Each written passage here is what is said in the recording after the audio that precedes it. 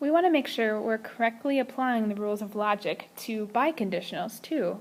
Earlier we talked about invalid arguments with conditionals, but with biconditionals, since the arrow is double-headed and goes either way, it doesn't really matter which order you put it in. So we could put P if and only if Q, or we could also write Q if and only if P. It doesn't really matter, which means that there are not as many invalid arguments you can make.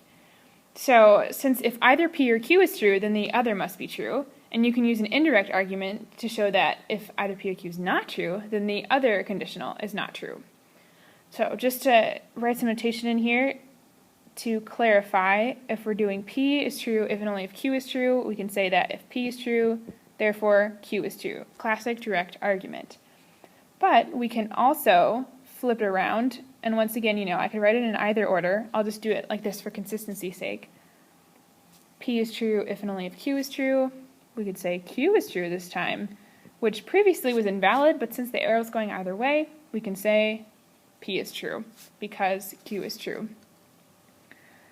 To think about indirect arguments, once again, we would usually say not P, so P is true, or if and only if Q is true, P is not true, therefore not Q, or Q is not true. That's valid. Same thing again, we can flip it and say P is true if and only if Q is true, not Q, so Q is not true, therefore we can say not P, or P is not true.